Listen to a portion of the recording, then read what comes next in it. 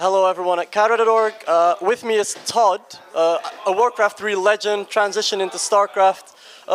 Been on a lot of big teams. You repped fnatic, you've been with Root for a little bit, but I'd say the last 6 months, maybe of your career, have been a little bit chaotic. So let's get into that for a little bit. Let's start off way back, back with fnatic. You had a time where you lived in Korea and you practiced. Was that what you expected of it? Did you train in the fnatic house, and was it the practice that you needed, or was it maybe less what am I going to say, progressing than you had hoped it to be? Yeah, I hoped it would be better.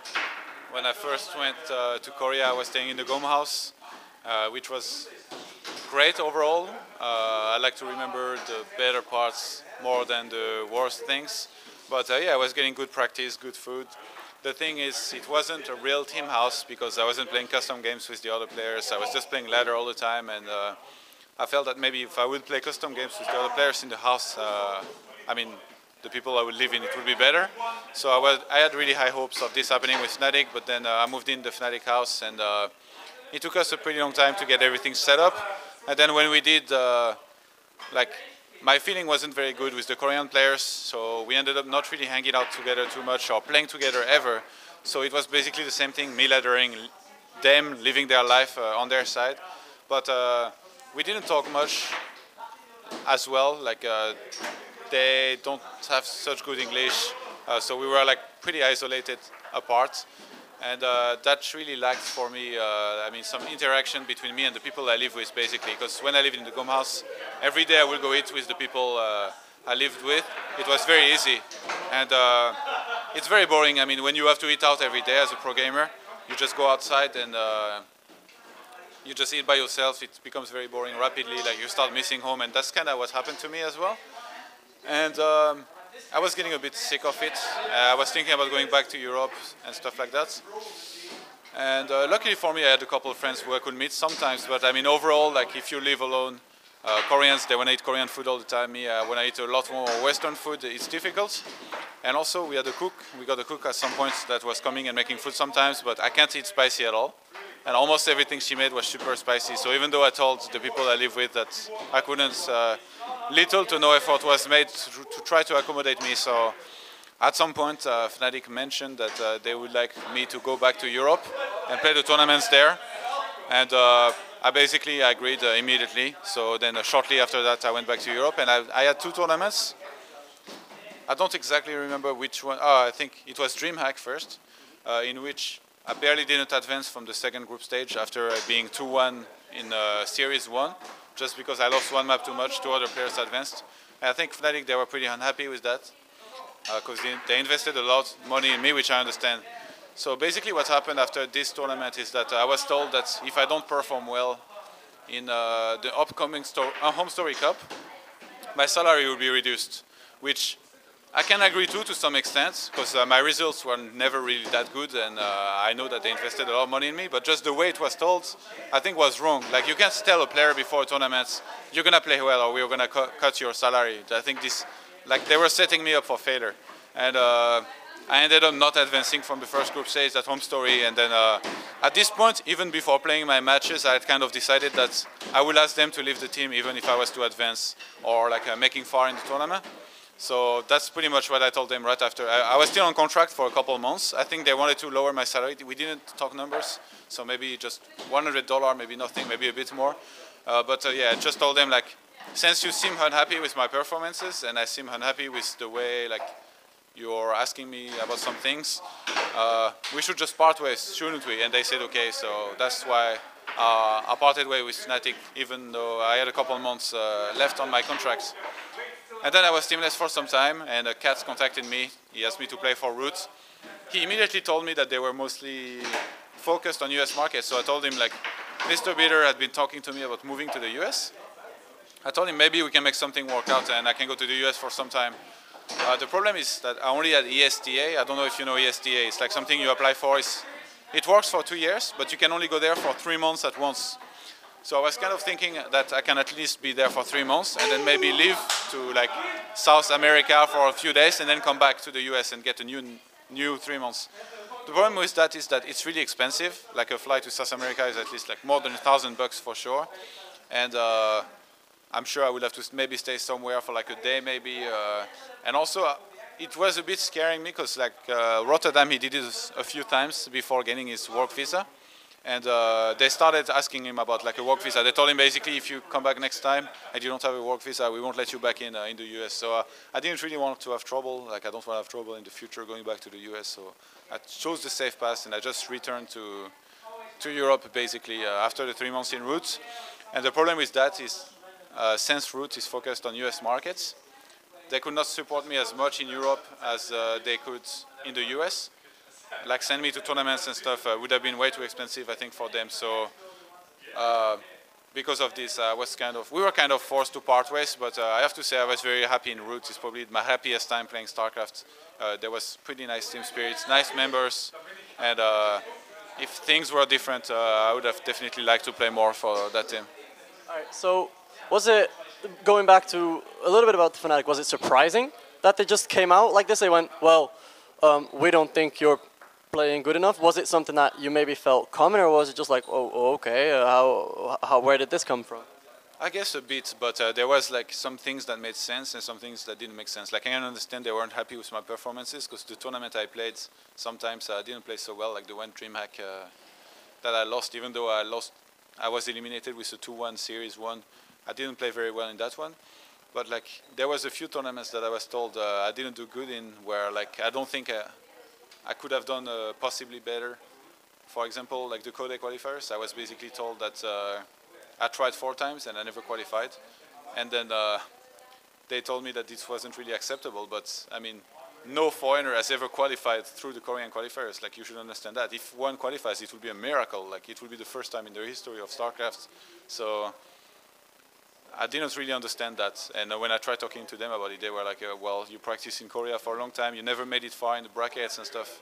I made Creator round 1 of like one of the qualifiers I played. Of course I didn't make it far, he was like the best player in the qualifiers. It's very luck-based as well. I lost to pretty good players. So for this, even though I wasn't playing that well, like losing to those guys, I completely disagreed with what they had to say about it. But yeah, I guess losing in DreamHack early and not playing so well in Home Story Cup as well, I agreed with them on that I didn't do as well, and like had it been proposed another way, I would have probably agreed on just lowering my salary, but it's just the whole way that the thing was handled that I didn't really like. And actually I talked to a lot of players about this. Like I asked almost everybody I know in the scene, and every one of them was like, this is bullshit that somebody will tell you that they will lower your salary if you don't play well at one tournament. Usually you're either dissatisfied and you tell someone, we want to lower your salary, or at least talk about it, but you never tell to someone that if you don't do well, we're going to lower your salary. All right, then came the Root era, as you said. It is always perceived to be like Team Liquid a little bit, a family-based organization. It's a group of friends that play, and they try to do well, but friendship will always come first. Where did this team rank? I'm not in prestige, but in how you felt. You said you felt really good. Bringing back your WarCraft 3 career into it, where does it kind of rank as a team that you enjoyed? I think it's pretty high up there.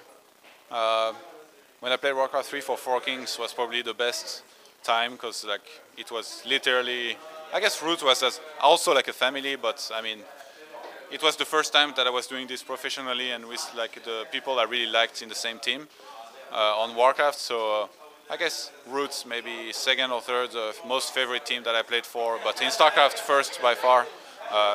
It was really the best team spirit on a team that I've seen. Like a lot of people talking together every day on Skype, sometimes playing some games together, and really sometimes trying to help each other, sometimes not that much, but yeah, overall it was really fun, I have to say. All right, and now since that didn't work out, you've kind of fell off the scene as a player, if I'm allowed to say that, and you changed in the minds of the people to the StarCraft 2 State of the Game anchor. Where you just give your insight on the game and you talk with Apollo and JP about, you know, the changes and the drama and the tournaments that have happened. Was this a move that you had planned? Did you expect this to happen, or was it like, whoa, if I can do it, why not? But you didn't anticipate on it. I think this is a bit wrong, actually. Like, I wasn't asked to be one of the pillars of State of the Game. I'm just a stand-in guy that JP asks sometimes to be on it. If he asked me to be one of the pillars, like one of the guys who will be there every week, I would say yes. But he hasn't. He only has asked me, will you be here that day? So I think I did like 3 so far. And he basically just asked me 3 times, and I say, okay, 3 times. So, or maybe it was 2, I'm not sure. Yeah, anyway, every time he asks me, I just say okay, and I do the show. But it's really up to people. It's the same for casting right now. I'm trying to get more into casting, but I'm not getting as many job offers as I would like to. But if I do get them, I almost always say yes. Everybody who asked me to cast for them, I've said yes, and I've casted, and it went really well. So I'm really hoping to get more job with that. I'm getting more interest in casting.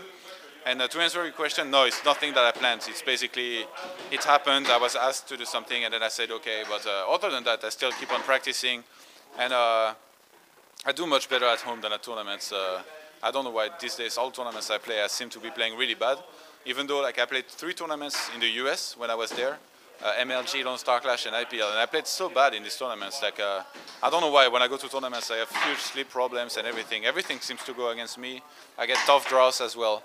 But like yesterday was like maybe the worst by far, like the way I played. I was really unhappy. I was thinking a lot about quitting altogether and stuff after how I played, just because it was very infuriating looking back at the games. I played really awful. I just couldn't focus. It's basically like if I left my body and I watched like some random guy playing instead of me, and this guy was not very good. This is what happens. And this is one of the worst feelings, you know, because I've been doing this for a long time, and when you played Warcraft, when I played Warcraft, I always kept saying to everyone, if you practice very hard, your practice will always be rewarded.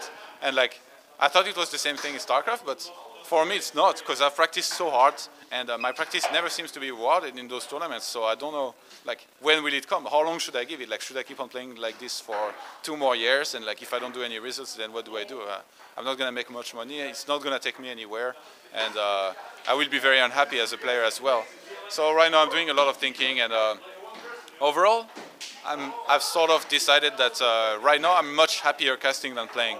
So that's why I'm giving the priority to casting. If a tournament invites me to cast or play, I will almost always choose casting, and that's really the direction I'm going in right now. But I still want to play, at least for like leisure or pleasure.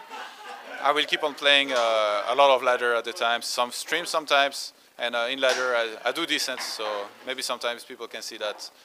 But yeah, overall, I would really like to be able to step up my game offline in tournaments. I just don't know how to fix it. My sleep, the stress, everything, the mind games going to the games. So I don't know exactly where it will take me, but yeah, right now, just basically, I think I'm not going to play any more offline tournaments before I have done some stuff online. That's for sure, especially since I have no team. I had to pay for myself to come here. So I will just try to play a bunch of tournaments online. If I do well in those, then I will try to play some tournaments offline. But before I have done that, I will not play any more offline tournaments, in my opinion. All right. I guess nice and thorough answers. I think we've had all the subjects that we wanted to. So I'll give you a chance. You just said you won't be anywhere in the near future. But maybe where can your fans follow you? Just any shout-outs, perhaps? Okay. Where can people follow me? This is actually a bit of a tricky answer because there is a lot of places, but it's a different name everywhere, so I'm gonna enumerate those. On Facebook, it's facebook.com/Yoan Merlo, so YOANMERLO. My stream is at Twitch TV/YoanM, YOANM. My Twitter is at ToD. And well, I just started my YouTube channel very recently. I actually got almost 1,000 subscribers, I think.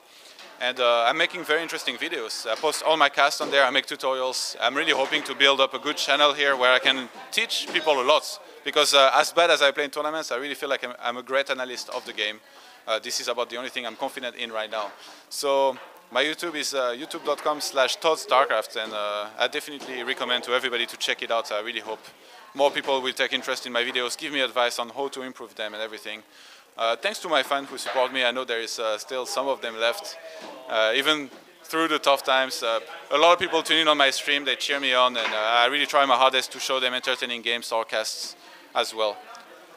All right. Appreciate the interview and good luck in your future endeavors.